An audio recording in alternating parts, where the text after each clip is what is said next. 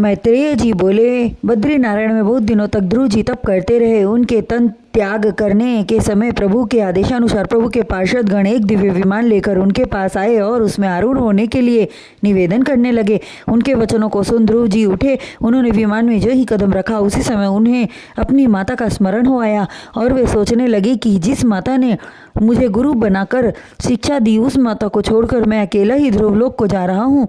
वे विचार कर ही रहे थे तो उनके मन की बात जानकर प्रभु के पार्षद बोले, हे ध्रुव जी, जिन विचारों के उत्पन्न होने से आप चिंतित हो रहे हैं वह चिंता करना पूर्ण रूप से व्यर्थ है। आपकी माता आपसे पहले उत्तम विमान पर बैठकर आगे चली जा रही हैं।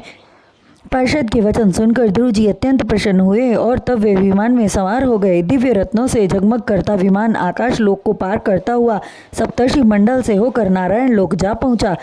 देवताओं ने उन पर पुष्प वर्षा की। मैत्रेय जी प्रभु की लीला का वर्णन करते हुए बोले, हे महात्मा विदुर, ध्रुव लोक वह स्थान है जहाँ श्री हरि नारायण का ज्योति स्वरूप चक्र सदैव घूमता रहता है।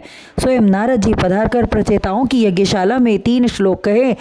निसंदेह राजा उत्तानुपाद की पतिव्रता रानी सुनीति के पुत्र ध्रुव ने परम पद को प्राप्त किया और अपनी माता का भी हित किया। उस समय नारद जी ने ध्रुव से कहा, हे पुत्र, तेरी समस्त अभिलाषाएं पूर्ण हुई। यह सुनकर ध्रुव जी हाथ जोड़कर देवर्षि के सन्मुख नतमस्तक होकर विनय पूर्वक स्वर में बोले, हे देवर्षि, इस पद को प्राप्त करने में आपकी महान कृपा है, अन्यथा मैं साधारण प्राणी प्रभु की महिमा का था न पा सकता।